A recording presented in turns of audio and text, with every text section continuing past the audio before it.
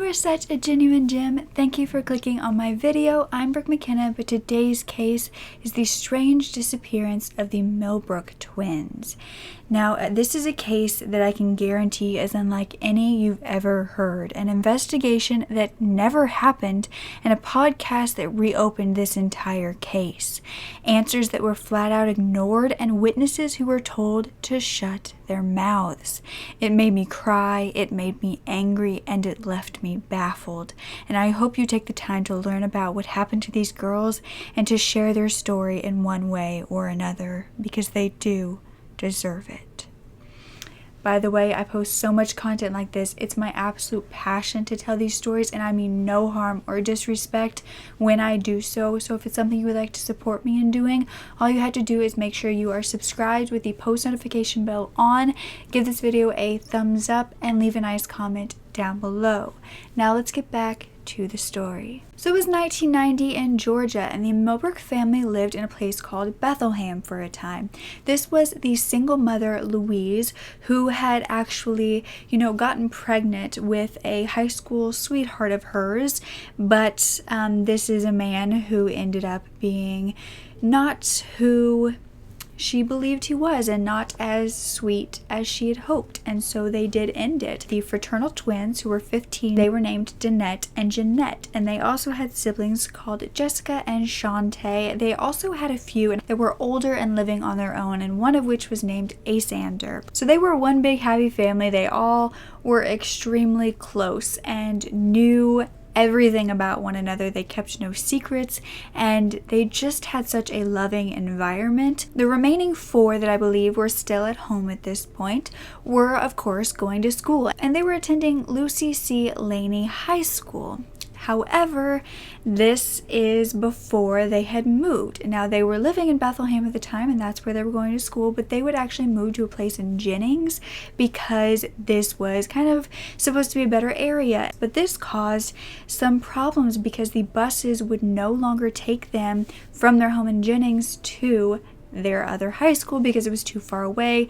It was out of the school district that they were supposed to be going to. However, it was in the middle of the semester, so they weren't going to switch schools right in the middle. They were going to wait until the next semester. It was getting closer to the semester finishing, so they were allowed to finish school at this other high school, and they were super sad about this. Dannette and Jeannette were having to say goodbye to all of their friends, knowing that they were going to have to completely uproot a whole teenager's life, because school is life to a lot of teenagers. That's what you're doing for most of your time, and they were going to have to change to a completely different place. And of course, they were only I think sophomores at this point, freshmen, sophomores. They were having to take a, normal just transportation bus to get to school every day, which cost money, and this would be a problem that we would run into later in the story. But this was going to be extremely hard for Dannette and Jeannette, but they knew one thing was for certain: they had each other, and they did nothing without being with one another and having each other's backs. I mean, even since they were little, they loved playing together. They used their imagination to come up with all different sorts of ways to play, and they would come up with these crazy games that couldn't have been really recreated in real life, but in their minds it was bright and it was vibrant, and they were really doing these things, and they loved it. They spent a lot of their time outdoors as well. They loved picking fruit. They loved just being out in nature where they lived and going in the woods, and they could entertain themselves for hours because they had each other, they had their siblings, and they needed nobody else. And as far as appearance, Dannette had the darkest skin and Jeannette had the lighter skin. And the only reason I really bring this up is because they were referred to as being night and day. Personalities, although they were both pretty much, introverted homebodies who enjoyed staying home and being with their family, they did have their differences. And in fact, Dannette was described to be more of the peacemaker who would stand up for what she believed in, who wasn't afraid to speak her mind. And Jeannette was more of the shy one, more likely to, stay home and just keep to herself, and that's how she liked things. And the only time that these girls were ever really thought to get in trouble is if one of them was being bullied or mistreated and the opposite one would stand up for them. They really did I mean, they stood up for each other like no other, like the ultimate sibling, and they refused to let somebody mistreat the other sibling. But they were so good that they never would go close to strangers. They were home at any point that their mother said to be, and they always were great students. By March 18th, it was a normal Sunday, and the whole family would go to the local church that they were very involved in. I mean, all of the members knew who they were, and they kind of felt like they were family members to this church. And so they loved going here. And that day, actually, Louise had gotten some money from the pastor because he knew that they were kind of struggling financially. Of course, she was a single mother trying to raise all these children on her own, and he actually gave her some money to go get some food that day. So they got home and they were all kind of just chatting about their week and updating one another because, of course, you know, everyone kind of went their separate ways throughout the weekdays, going to school or going to work. And that is when they kind of all decided that they were really hungry, and they had this money and they were really excited about it, but there weren't any grocery stores in walking distance. And since it was, you know, kind of they were starving at that point and didn't want to wait for it, they decided that they would go to the closest location to get food. And this was a Church's Chicken restaurant. So the twins offered to go and pick up this food using the money that their mother had just got. It would be about a 15 to 20 minute walk, but they were used to going on walks like this, so it didn't really faze them. They knew that they would get to be outside for quite a bit of time, so they headed out, and you know, they would come back home with the food and everyone was, you know, diving in. And that's when these strange events, you know, started to happen and started to come to light with the family, because Dannette and Jeannette would begin to say, you know, casually over conversation, that they had been followed home by a man in a white van. And they said that, you know, it wasn't anything to be worried about because the man stopped before they got to the neighborhood. They also told their mother, don't be concerned. I mean, we were probably just overthinking it and everything's probably fine. And of course, Louise was concerned about this, but at that point there was nothing she could do. She looked outside, the van wasn't there, and she was just happy that they got home safe. So as the day went on, everyone was, you know, getting ready for the week to come, and that is when the girls would remember that they had to take this transportation bus to school rather than the normal school bus that cost no money. And they needed some money, and they didn't want to take the money that their mother had just been given for food.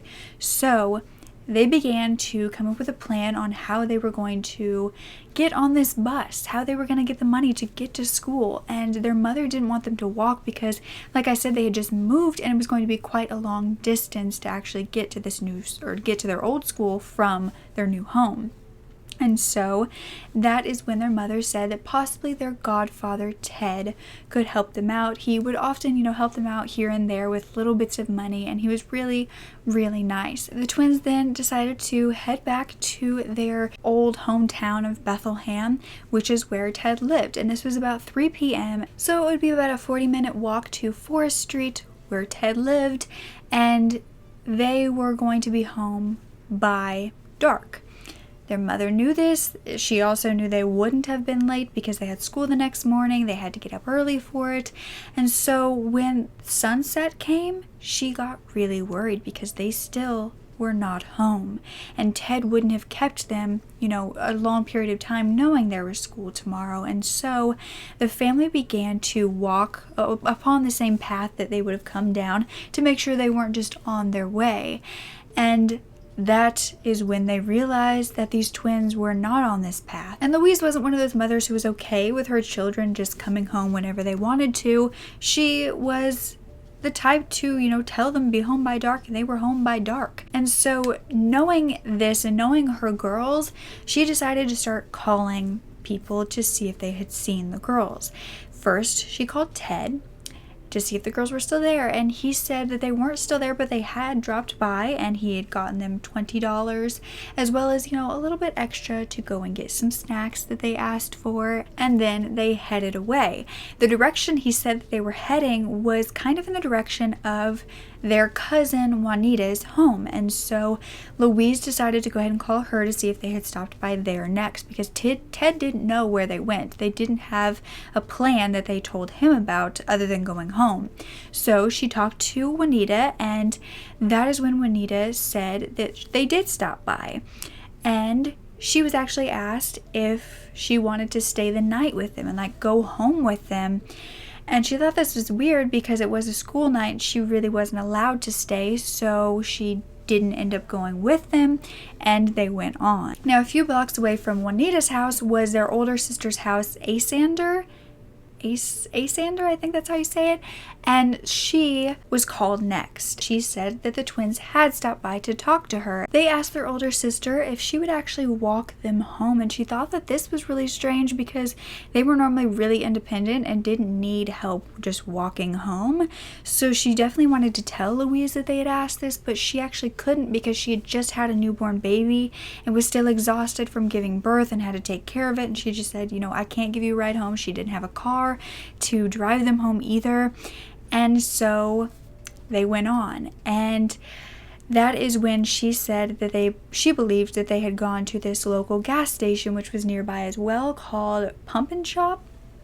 And this was a gas station that the whole family knew well because they went there a lot. And in fact, one of the clerks was named Gloria, and she knew the family extremely well. So Louise decided to call Gloria to see if she had seen her. Now, this was all before the police even had to be involved. Louise was doing all of this work for them, and Gloria actually said that the twins had come in and they had bought some candy, some chips, and some soda with their money.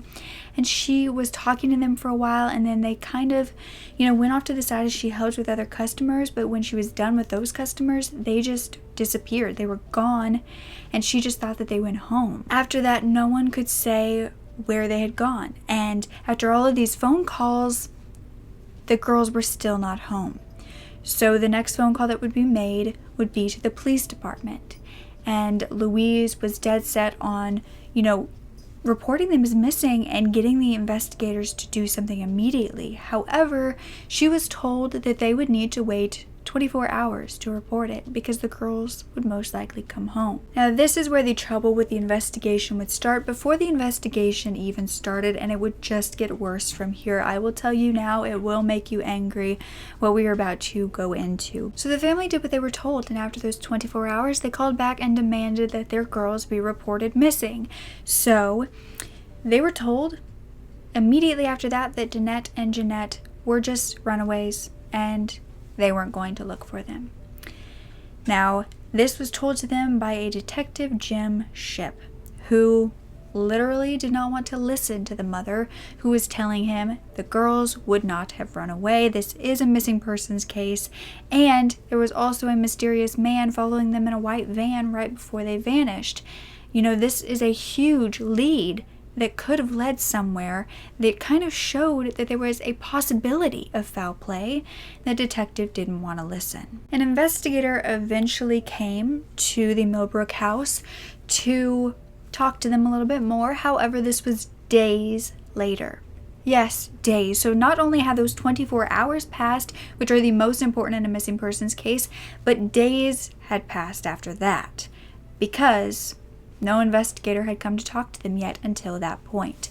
This investigator would then, kind of talk to them for a little while, but then say that basically if they were found because they were most likely runaways, they would just run away again. So he was basically not going to do anything because it was just going to happen again. Because, like I said, they just ruled these girls as runaways immediately. Unfortunately, after this, the investigators handed the case over to a juvenile officer, and they didn't do any more investigating on it.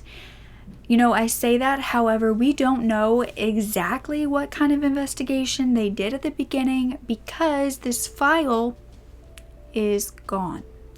It's said to have been lost throughout the years, and we don't know that information. But the family wasn't just going to give up, even though the investigators were doing nothing to help them, so they started putting on their own searches for them. They were handing out missing persons posters. They were putting all the information together. Like I said, they kind of had their timeline that they had established through Louise's phone calls, but they also had a description of what the girls were wearing because they were actually both still in their church clothes at the time. And Jeannette was last seen wearing a blue pullover shirt over a white turtleneck with a beige skirt and white stockings and white sneakers, and she was 5'4" and around 125 pounds. Whereas Dannette was wearing a white shirt that had a Mickey Mouse logo on the front with white jeans and black shoes, and she was a little bit taller at 5'6" and 130 pounds. Now their hair was done about the same at this point. They also both had their ears pierced, and on their bodies they had a scar near their belly buttons from surgeries that they had had as newborns. They were fraternal twins, so they did look a bit different. However, you could still tell that they were siblings. And the one main thing that distinguished one from the other was that Dannette actually was bow-legged. And so you could tell, which one was Dannette due to that. Unfortunately, even though this family had retraced their footsteps, gave descriptions of these girls, they could not do it all on their own, and they shouldn't have had to. And so a year later, they were actually told that any possibility of a search was not going to be permitted because now the girls were 17 and could not legally be forced to come home if they were even found, so it was pointless to find them. There was never any thought in this case that the girls could have been abducted, that any foul play was involved, and at this point their case was closed. Now Detective Shipp came to the Millbrook family's door to give them the news, and they, of course, opening the door, thought something has happened in this case, that we're going to know some new information, and then they were simply told that the case was just closed. Now, the lack of investigation is speculated on as to why this occurred, and some of the top theories are that the place that they lived in was not the best, most wealthy neighborhood, and that is why the investigators didn't care enough to investigate. Basically, that meant that the twins couldn't have been happy there, and that gave them motive to run away. And it was also thought to be because they were black individuals. Now, I've learned something that is quite alarming, and that is that black individuals are thought to be less vulnerable, and they're thought to be capable of enduring much more pain than a white human, which is just baffling. Investigators thought this way. They could have believed that these girls were not in harm's way. They couldn't have been because they are less vulnerable as black girls. So the only other option was run away.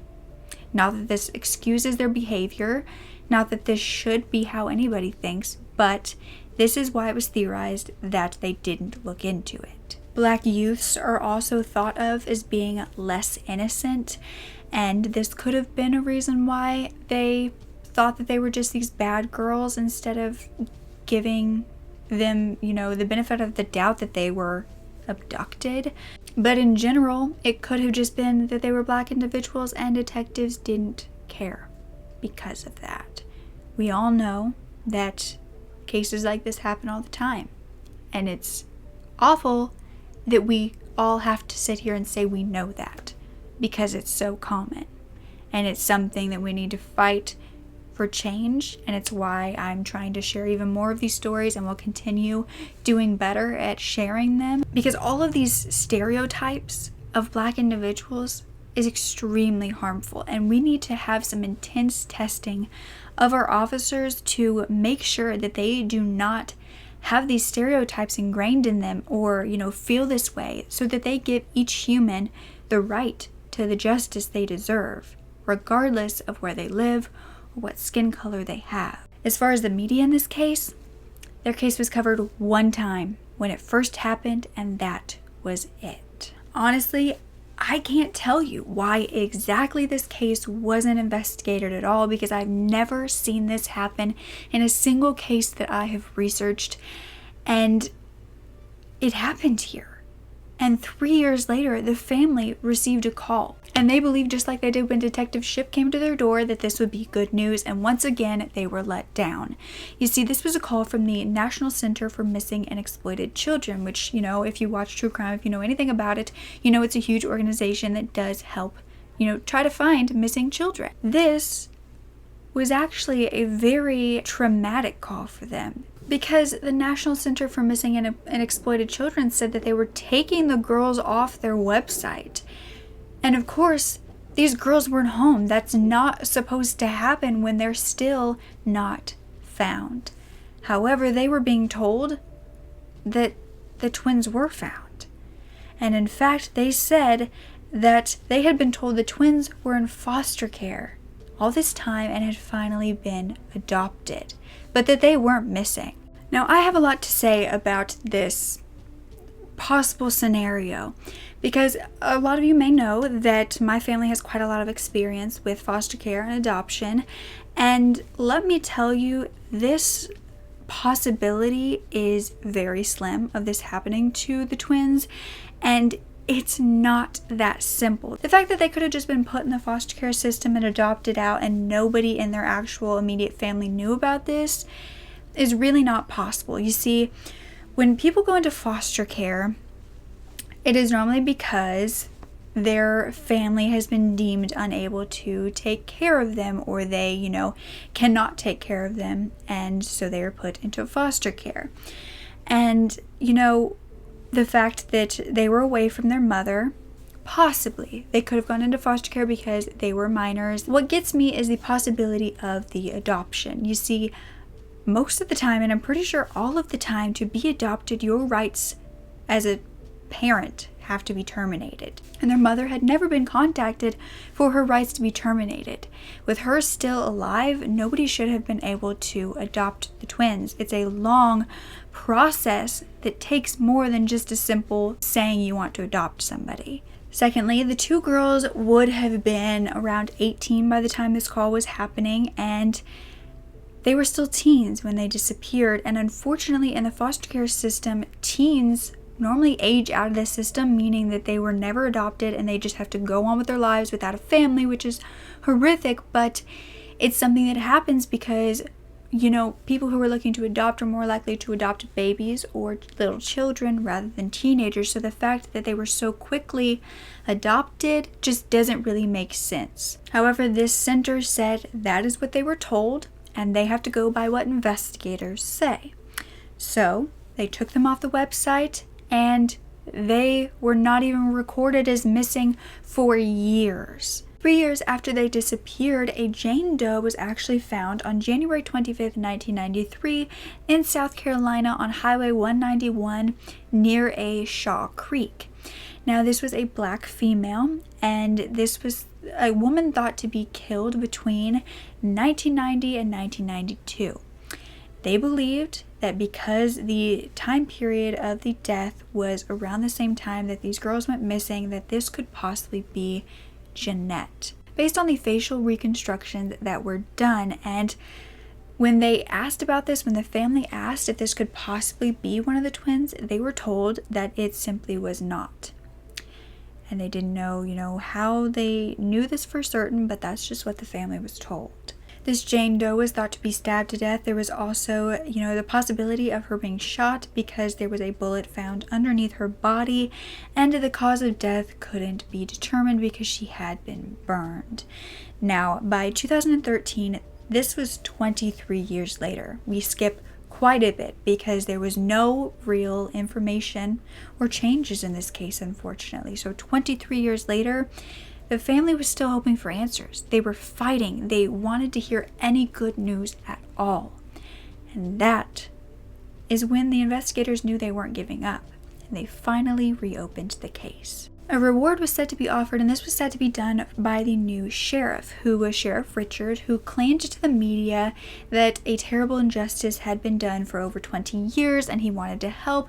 He was himself a black man who had grown up in the area, and he had heard of this case and wanted to help. And the family then got their first glimpse of hope that they had gotten in so long. But this would not make a huge change, because this would only be talked about one more time, and never again. Investigators also were said to want nothing to do with the family who said they tried to get in contact with them and they could never get a hold of them. They never called them back. They never gave them updates. And, they said that they were looking at possible suspects, but nobody had been arrested. Their mother, Louise, had never changed her number in case the twins wanted to call to come home. And their sister, Shantae, had kids of her own by this point, and she was so protective over them. She wouldn't let them go anywhere alone. And the whole family says that the only way that they're going to believe that the twins are dead is if they're shown bodies. Because they don't have anything to go on at this point. They need concrete evidence. 5 more years later, the sheriff then decided to finally take DNA from the Millbrook family and put it in the system in case any Jane Does came up that they could test it against to see if these were the twins. And they were actually supposed to use it on the Jane Doe that was found in 1993, but I'm unsure if this was ever done. And I, of course, haven't heard it's a match, so I'm assuming that it wasn't, but I have no idea if it was even done. This is when the first huge media attention was brought to this case, and this was by the Fall Line podcast, which got this case the attention it deserved for the first time. Now, they had actually lived in the area, they had heard this story, and they were contacting the family to get more information on this to share it with their millions of listeners. This was the first time the disappearance was put together hour by hour, and the podcast would also raise a $10,000 reward and put up a billboard in the area to, of course, draw attention to the fact that these 2 girls were still missing. The family then met with the police department and told them what was happening with the podcast and that they were raising all of this money, and the meeting was said to go really well. The sheriff said he would match how much they were giving in the reward, and this was going to be announced to the public by them. However, it never was, and then the sheriff went back and said, "We never said we would match it." And so they didn't. And that is when the Fall Line podcast, as well as a podcast called Unresolved, raised enough money to actually put the billboard up themselves. Now, there is an Oxygen documentary that aired in 2019 about this case, which of course will be linked down below, but they actually would interview Detective Jim Shipp, who had worked on this case, or more like didn't work on this case, and he refused to be on camera, but he said he would have an interview with one of the hosts of this show. And he said that the reason he classified them as runaways was because the police department knew of the twins and that they basically got into trouble a lot and were always there, and this was the farthest thing from the truth according to their family and everybody who knew them. But Detective Shipp said that he talked to the principal at their school and he corroborated this, saying that at one point they just left school and he tried to get them to come back and they wouldn't. And the problem with this is the principal that he claimed said this was now deceased, so they couldn't even talk to him to corroborate his story. Detective Shipp would then confirm who had called the National Center for Missing and Exploited Children and said that the girls were found, because he said it was him. He said he had been told that they were found, so he closed the case. And when he was asked, "Did you see these girls ever?" he said, "Well, no." He also then would say that the fact that he didn't talk to the family was ridiculous, that he called Louise every week, and that her IQ must have been low if she didn't remember. But there was a possible suspect in this case, and that was a serial killer that had never been thought to be linked until this was more public than it ever had been. Now, there was a theory that a man named Joseph Patrick Washington was their killer. He had been sentenced to 17 consecutive life sentences 5 years after the twins disappeared. And this was because he had abducted and sexually assaulted 5 women and murdered 2 of them between 1991 and 1993, so a year after the girls went missing. 3 actually survived this attack and said that they had been abducted by gunpoint, and one of which is alleged to have happened in the Pump and Shop parking lot. He would always draw a gun, force them into the car, he would drive them to a secluded area, and then he would shoot them in the stomach while holding his shirt up by his teeth, and then he would sexually assault them. He would often tell them he was getting revenge for an ex-girlfriend who had given him HIV. He was said to have 3 different cars that he used, and it wasn't thought that there was a white van involved, but we will get into why they still believe he was a suspect in a little bit. So why would Joseph connect to this case? Well, he lived and he worked in Augusta, where they had disappeared from, and he worked in a local brickyard. This was actually really close to where the family lived, and he would have had to gone by the pump and shop store to go to work and go home. All of his victims were black women with short hair, which fit the description of Dannette and Jeannette as well. And he could have been using any car he wanted because he worked transportation at this brickyard and was constantly using different vehicles. There was also more victims than that he was being tried for. In fact, this was a woman named Marilyn Denise Kelly, who he was going to trial for when he actually passed away. And he was being looked into still in the murder of Loretta Dukes. It was believed that there were many more victims. And many believe that this Jane Doe that had been found in 1993, the one in South Carolina, was also Joseph's victim. Unfortunately, Joseph is dead and cannot be questioned, and the awful thing is, if this case would have been properly investigated, he would have still been alive in order to question. But the area where the Jane Doe in 1993 was found was known for having multiple bodies be dumped there. And so it is believed that it may have in fact been done by a serial killer, and this could have been Joseph Washington, because this was, categorized as the work of a serial killer named the Shaw Creek Killer due to them all being around this certain area in South Carolina near the Shaw Creek. This was found by the Unresolved podcast that found 3 more bodies other than this Jane Doe that had been dumped. You see, Jacqueline Council had dropped off her 5-year-old child at school on November 10th of 1986, and after that, she vanished.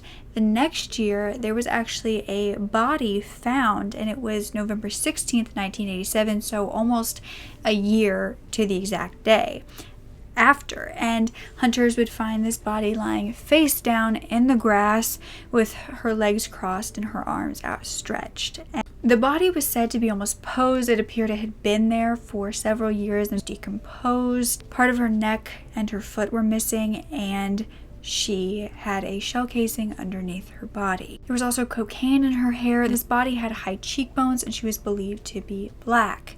However, this was not Jacqueline Council.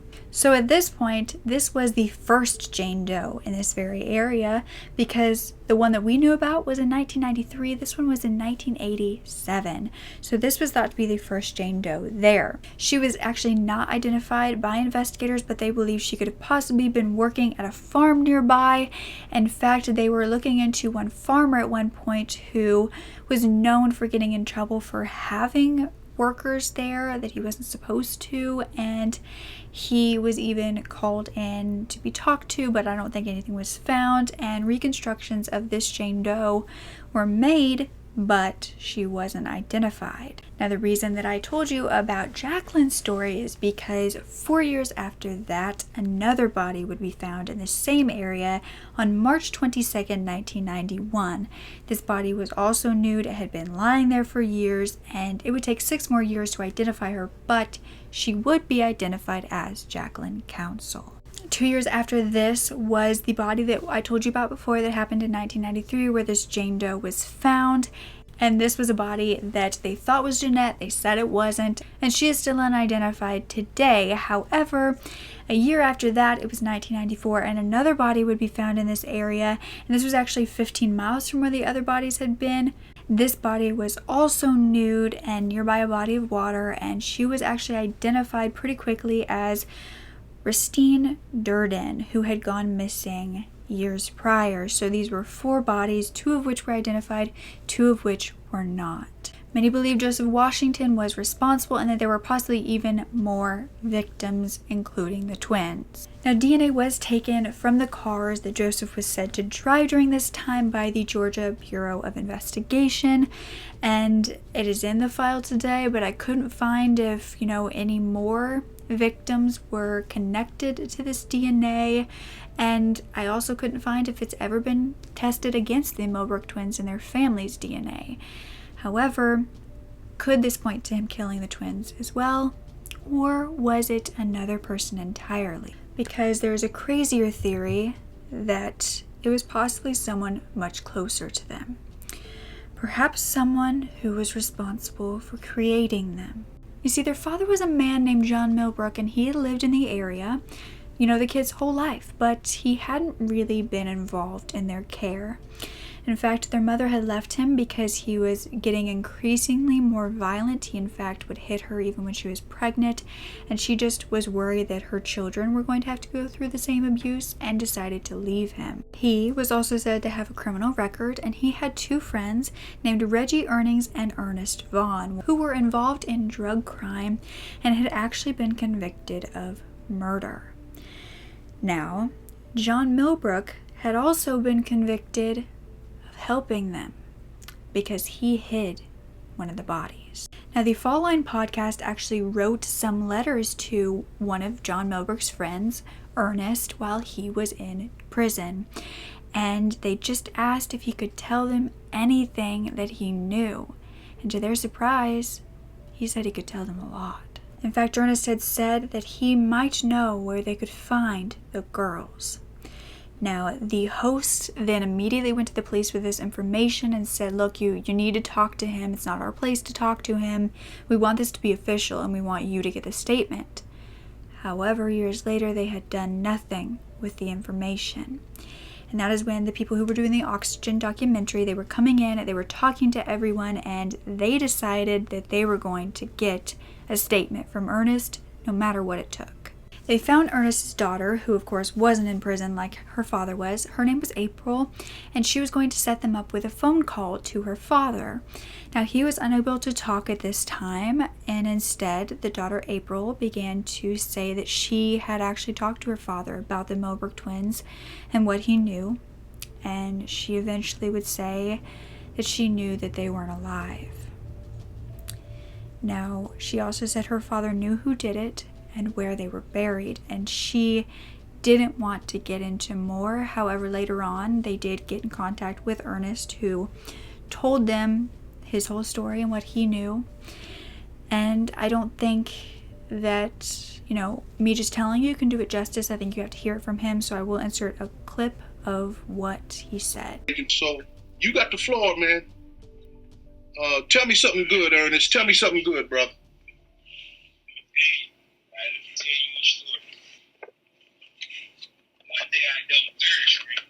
They came down there and seen their dad or whatever.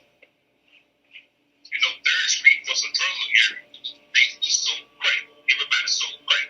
I was young and I was in the dope game, and I worked for one of the dope riders. I was number like 12 years old. I was selling dope for one of the big dope riders.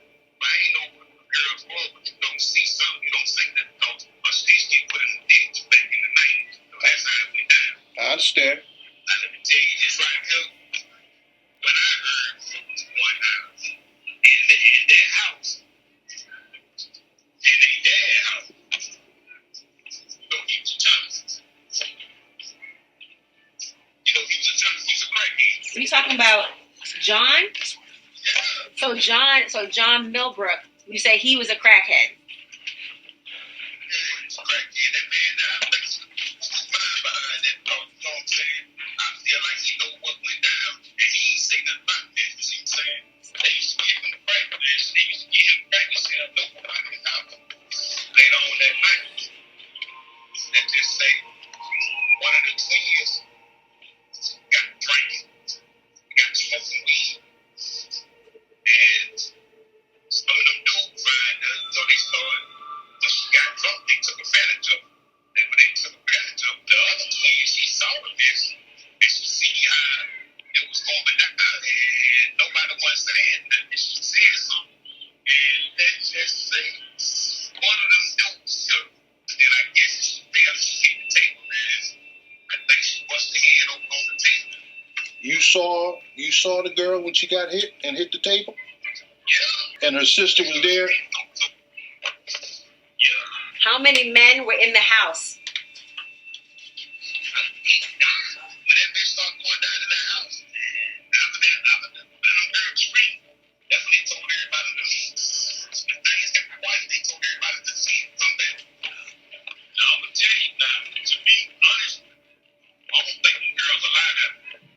told everyone to leave?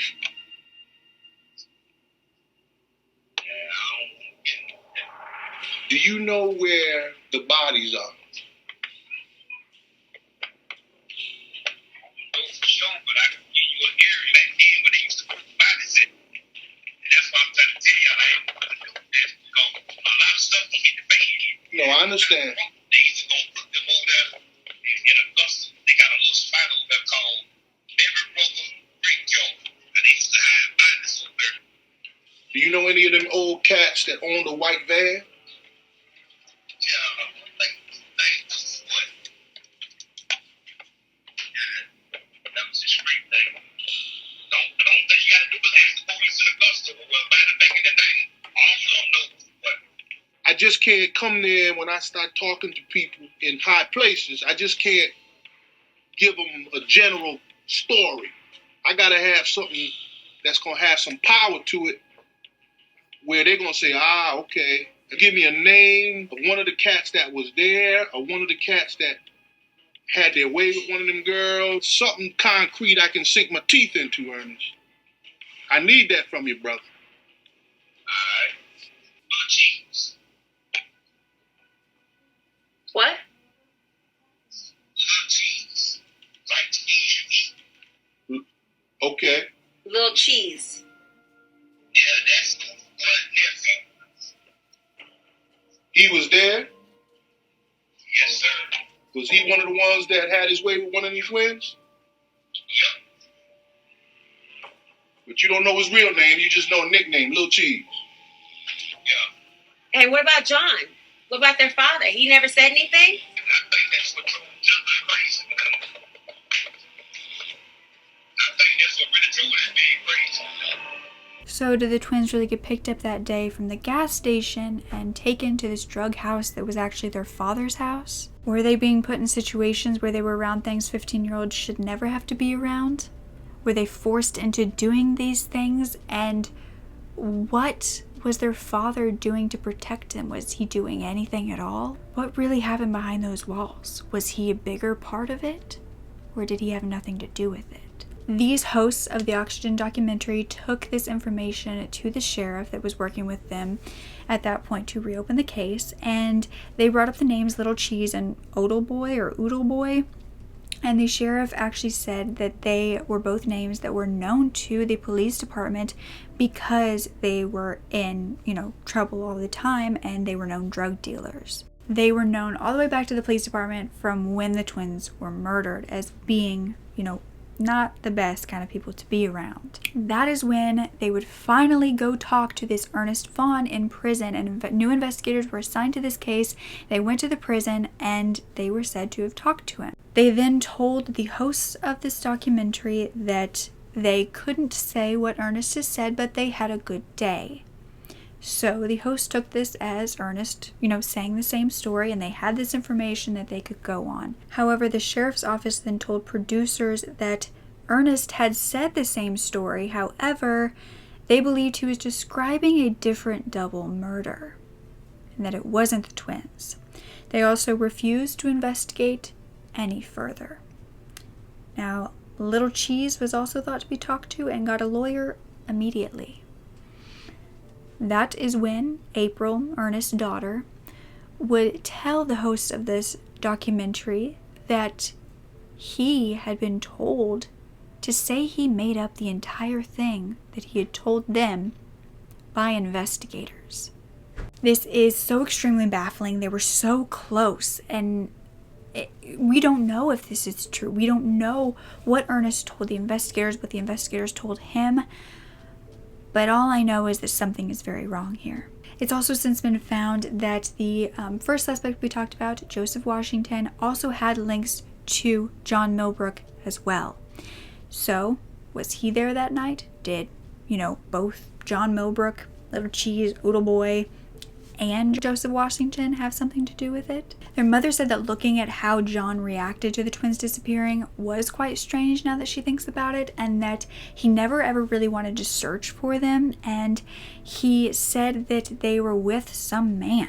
However, today he's in a nursing home with dementia and he can't really be helpful in an investigation when he can't remember anything. All we have now is a statement from a criminal with his life sentence who is 12 years old at the time of the murder, who says he was there as a drug dealer, and he also says that they are buried in the Brickyard Pond, which is a huge area with, woods everywhere that would take a huge search team to look through. And now we don't even have an investigative team working on it. This was also around the same area that Joseph Washington worked at the time as well. Something fishy is going on, and I am so angry that it took this long for them to talk to Ernest, that it was immediately closed. And now we have Ernest, who really doesn't seem to have gained anything from telling the story, saying that he was also told not to say it was the truth. Why would he do that? He's literally not earning anything. He's not getting less of a sentence. He is not, making sure that he is not implicated. He was never implicated. He could have just kept his mouth shut, but he didn't. This year, the family put on a vigil to raise awareness, and this was for missing loved ones in Georgia. And Dannette and Jeannette's social security numbers have been tracked. They have never been touched. And, my main problem with investigators saying that Ernest just made it all up and that it's just simply a story and he, doesn't know the truth. My main problem with that is that this whole investigation started on just speculation. They speculated these girls were runaways, and they went with it. They believed it as truth. And they didn't even investigate at all. I mean, they act like his statements are absurd when the only thing that I see that's absurd is this investigation. Now, I did find a GoFundMe from the twin sister Shantae. If you would like to donate, I will leave it linked below. It is basically to get them a lawyer as well as a private investigator to further look into this case. And as you can tell, I think that's a wonderful place to start because you obviously can't rely on the police department there. There's also a GoFundMe started by the Fall Line podcast in order to keep the billboard up in the area and keep their pictures out there and let people know they're still missing. So you can donate down below as well, just to make sure that that stays up. And this is what Dannette and Jeannette would look like today. So I hope that this angers you as much as it angers me, and I hope that sharing this story over and over and over again, no matter how long it takes, we get answers for this family, because injustice doesn't even cover it. This was malice. This was monstrous how these people treated them. And I am so glad that I found this case and that I am able to share it with you today. Because honestly, it's one of the worst I've ever researched. These girls didn't just run away. We all know that. Their family knows that. Everyone knows that. And they didn't even have a chance. If you can, please share the information about this case. Please share Dannette and Jeannette's pictures, and please don't let their story go untold, because they deserve better. They always did. So don't ever forget to speak up. Your voice is powerful enough, and I love you to absolute pieces. Okay? Bye.